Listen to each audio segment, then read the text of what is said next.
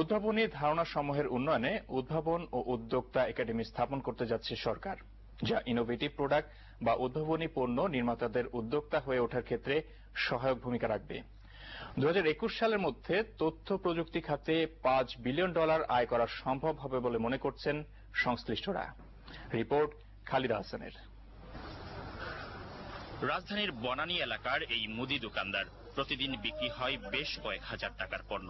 অনেক পণ্য আবার বাকিতেও দিতে হয় তাকে। তবে এসবের হিসাব তিনি রাখেন একটু অন্যভাবে।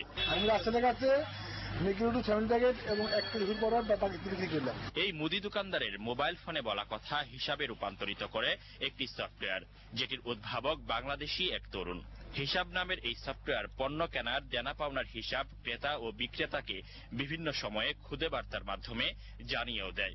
মজার ব্যাপার হলো, বাংলাদেশের বিভিন্ন অঞ্চলে প্রচলিত আঞ্চলিক ভাষায় কথা বলাটাও ধরতে পারে এই সফটওয়্যার। আমি আর আপনি এখন যত সহজে কথা বলছি, ঠিক এটাই হচ্ছে হিসাবের কাজ।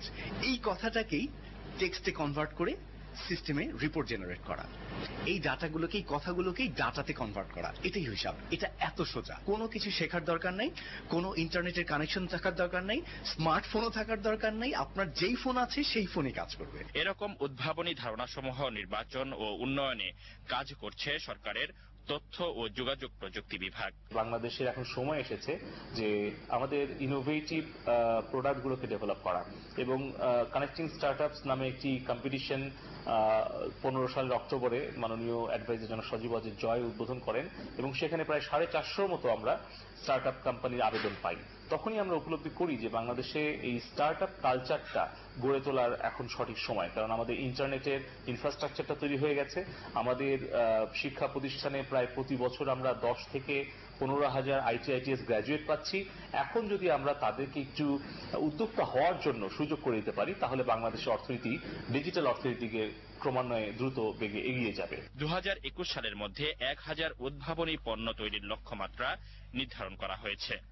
1000টি ইনোভেটিভ প্রোডাক্ট আমরা বাংলাদেশে তৈরি করব, যেখান থেকে আমাদের বিলিয়ন বিলিয়ন ডলার আমাদের আইসিটি সেক্টরে আমাদের আর্নিং হবে, পাশাপাশি এখানে লক্ষ লক্ষ ছেলে মেয়ের কর্মসংস্থান হবে। উদ্ভাবনী ধারণাসমূহ পরিচর্যার জন্য 229 কোটি টাকা ব্যয়ে উদ্ভাবন ও উদ্যোক্তা একাডেমি স্থাপনেরও উদ্যোগ নেওয়া হয়েছে। খালিদা হাসান, বাংলাদেশ টেলিভিশন, ঢাকা। এবারে আন্তর্জাতিক সংবাদ।